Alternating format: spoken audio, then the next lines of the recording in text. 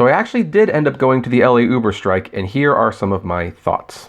Hey everyone, this is Kevin the Apptrepreneur, and yes, I actually went to the Uber strike.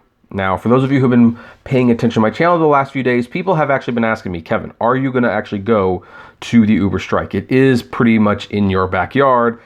It would make sense for you to go. And I kind of kept telling people, no, I'm not going to be going. And it wasn't because I didn't necessarily want to go per se, even though it may have felt that way. It's because I did truly have another commitment. I was doing something with someone that I had promised them I would do, and they were depending on me to do that thing, and I couldn't just drop out on them. And basically, I wasn't, I've been to strikes before. I've been to a few actually, and they aren't much to write home about. There's like a dozen or so people who are just shouting. There's no media, and it's usually been a colossal waste of time. But I did read this comment from Corey Keltner, and this definitely rung true. He said, I find it funny that you roll your eyes and criticize the Monday strike. Then you say you have prior plans and won't make it to Redondo for the strike. Love your content, Kevin. I've been watching almost everything you do for 2 years, but don't forget to be the change you want to be.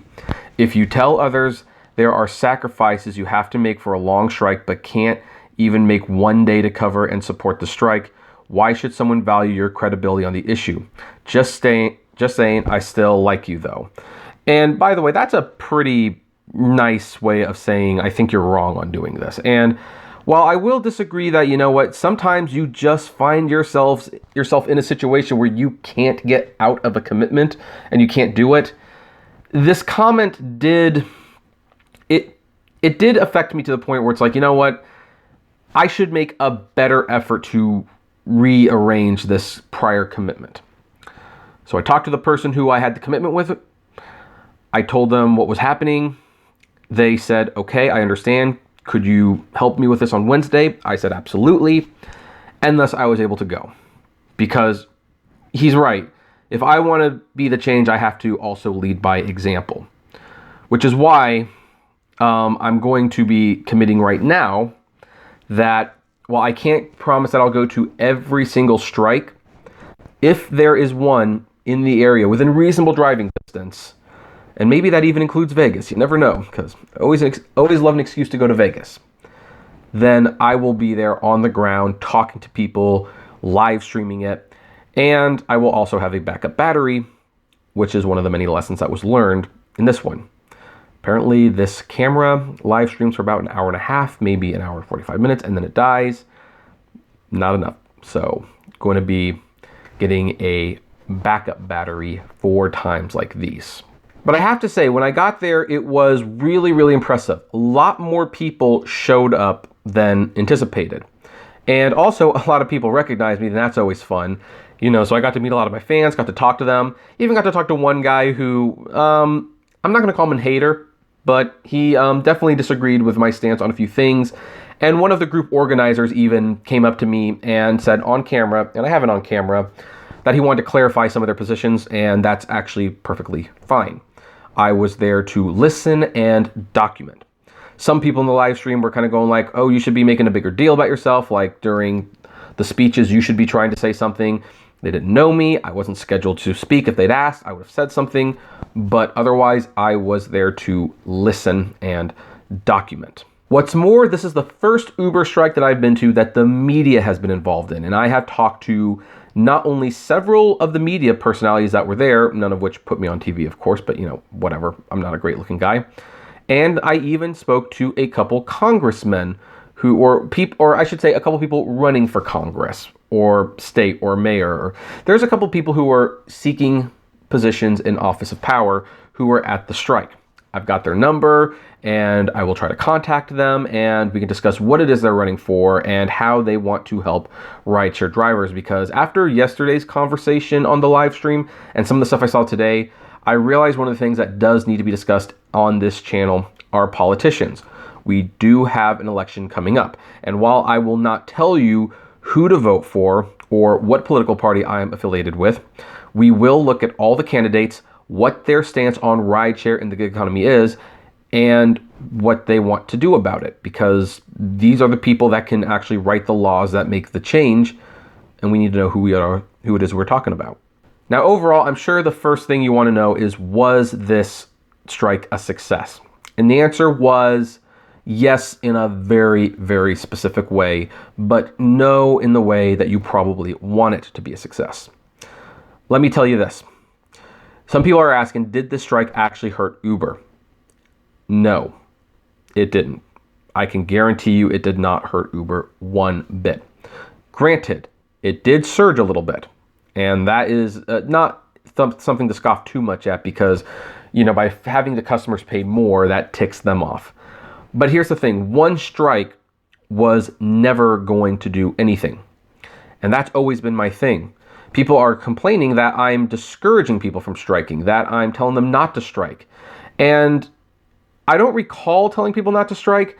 I think I've been fairly consistent in that I actually do encourage striking. I mean, why do you think I've been telling you for years to turn off the app? That is a form of protest. What I am saying is that you can't do it in one day. It doesn't work that way. And you can't do it randomly without a narrative. It doesn't work. So I actually encourage striking, but I've been around the block enough times to know that it rarely works. Again, in these folks' defense, more people showed up than in previous strikes I've been to. Heck, I think this is the first Uber strike I have attended where police officers were there, basically to make sure that the peace was being kept. And there were a couple times where traffic was stopped, albeit very briefly, as they walked across the street. And again, the media was there. This is a huge, huge step up from everything else I've seen. Very much so, undoubtedly, but it's not the end. This is the first building block. And what I say is, when you put a block on the ground, you don't call it a home. No. You have to put another block, and then another, and you have to keep putting the blocks there until you get to a wall, and then you get to 4 walls, and then you get to a roof, and then you get to the wall separators inside. It takes a long time to build a house, especially if you're doing it by yourself, which some people do, and they spend months building the house. Now, if you can actually succeed in building the house, then you usually have a very, very nice final result. But here's the thing. This strike is the first block. It's the very, very first block. If they want to keep this momentum going, they're going to have to plan their next strike, and it's going to have to be soon. In fact, if I were them, I would be planning for the next strike in 2 weeks. And then wait until you get to the point where you're striking every single week, maybe even every few days. You're going to want the media involved in every single one. You're going to want to reach out to other organizers who are striking, see if you can merge and actually combine your efforts so that more than one city is being struck in a day. You're going to want to have these people vote and decide who's going to be the mouthpiece for this, for the media, for the news, for everyone. Who is going to lay out our demands, and you will want to collectively take surveys and figure out what your 3 basic demands are. In a video that in the live stream that I did yesterday, I'm going to be editing that video down to a much shorter and more consumable narrative that has the highlights. That will be like 25 to 30 minutes, I think, as opposed to the hour and a half. That will probably go up tomorrow. But I made a point to ask several people, what are the 3 things you want most from this strike? Now, almost all of them, except for one person, said higher wages, of course. But then after that, they started to differ quite a bit about what they wanted. And unless you have that narrative, unless you have that demand right there that you know what you're going for, and everyone's on the same page, there's nothing to negotiate at that point. There just isn't. And it would be especially good to have that information on file and figure out what it is you want to ask, because one of the people who helped put together this group actually told me and said in a speech, they have a meeting with the mayor. You go to the mayor, you're going to want to have your list of demands, you're going to want to have it all lined up, and you're going to need to present it in a way that everybody wins if these demands are met. It can't just be, we're not getting paid enough. You have to point out the damage Uber does to the economy, to the environment, to basically everything. point out how there's changes that can be made that the customer can also benefit from. One person mentioned, we want like a 30% pay raise and we want the customers to pay 20% less. And you know what? Hey, I've done the math. You could probably do that the way Uber's upfront pricing works. The only person I heard say it though, and if only one person said it, we're not all on the same page. Also, while I definitely appreciate them picking an Uber hub to go to, and there were some people with suits who I assume work for Uber walking around just kind of reporting what was going on, again, it's step one. There are going to be more strikes in the coming weeks, and I hope that these groups can come together and form one unified group. There were only a few hundred people at this strike. A few hundred people not driving that we know of isn't going to change anything. But again, it's a start, and it's complicated, and it's not going to happen overnight. You're going to have to prepare to do this multiple times. And here's the thing that will probably ruin the strike most of all. I talked to several people about what they were doing, and they agreed to talk to me. Now, a couple of them came back later and said, hey, can that not be on the YouTube channel? And sorry, it was live. I asked if I could ask you some questions. You said yes. It's up in that video. I won't reuse you in the highlights, which in your defense will probably be the one that people watch more. But it's interesting that they came back and they asked, could it be cut and taken off of YouTube because they didn't want to lose their job? One of the things that you're going to have to do, unfortunately, to be the change is you might have to give this up. And if you say that, well, Kevin, you don't know what that's like. No, actually, I do. See these videos we're making? See these videos. And my referral code is in many of the descriptions. I am putting myself at risk for deactivation all the time. So I know that is a risk I am willing to take. And even if they deactivate me, I will continue to fight. And that's what you're going to have to prepare yourself to do. You're going to have to prepare that, hey, even if they deactivate you, you are not going to shut up. You are going to continue to fight. Because here's the thing. With the strike happening today, apparently everyone went to the airport at one point, and I didn't follow them to the airport because my phone was dead and there wasn't a whole lot more I could do and report on. But if none of these people strike again, if they don't take days off where they just don't drive at all, if they don't make commitments to find other work to supplement their income while they are leaving the Uber app off as they fight for their rights, then this is all for naught. It's difficult and it's hard. And again, no one has like a clear idea of what they want to do, I think. Now, some of these organizers, some of these protesters, I have got their information. I will be inviting them on to do podcasts where we can discuss these things. Hopefully they will not take my concerns and my logistical questioning out of context. Just because I'm questioning the validity of some of these things and whether or not it's working doesn't mean I'm against it. To put on a much smaller scale, I am questioning whether we are going to get a sequel to Alita Battle Angel. I liked that movie quite a bit. Katie loved it. She loved it so much she wants to name our daughter Alita Marie Rodriguez. Here's the thing. The movie cost $170 million to make, plus like $100 million in marketing. It had to make at least $400 to $500 million to break even. It has made a little more than $400 million. It's pretty clear that the profits will be slim though. Now, here's the thing. I am cautiously optimistic that there will be a sequel. I hope there is a sequel, but we can't just say, well, there's going to be a sequel. We have to assume there's not going to be a sequel. And for that matter, part of the reasons is like, and if you want a sequel, I have to tell people, buy the Blu-ray 3D, buy the DVD, buy the digital copy, buy it when it comes out. That's how you encourage them to make a sequel. You keep at it. You don't sign petitions or anything like that. Again, block one, the first block has been laid, and it's a good block to lay. So one thing I will comment on is I did get, of course, someone who came up to me, recognized me, was very nice, by the way.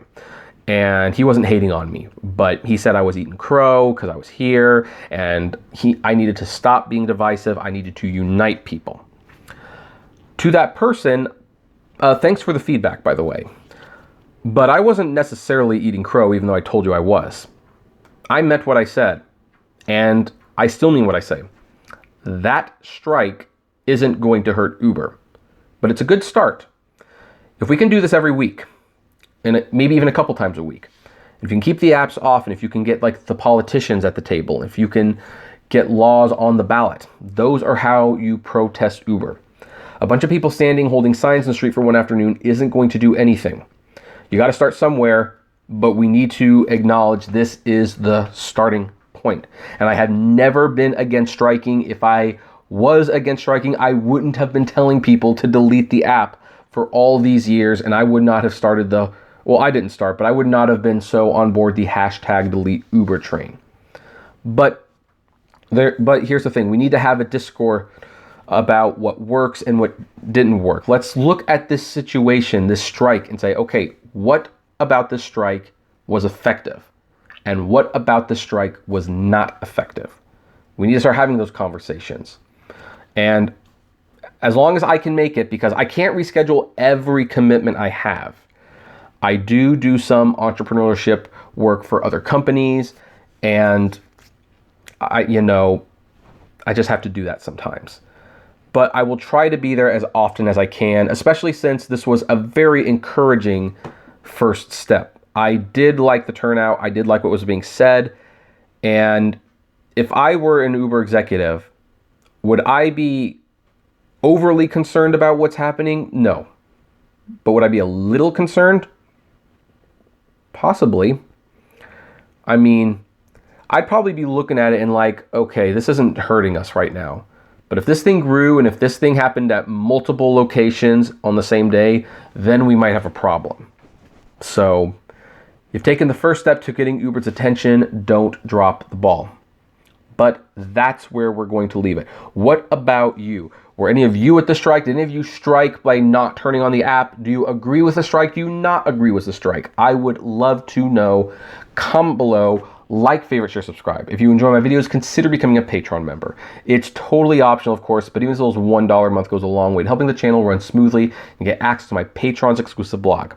And as always, flame responsibly. Check back tomorrow for a much shorter version of the protest, the strike that I filmed. I don't know how long it's going to be, but at the very least 30 to 50 minutes it's going to get cut, and we're going to have the highlights. So anyway, catch y'all tomorrow. Flame responsibly. Thanks for watching.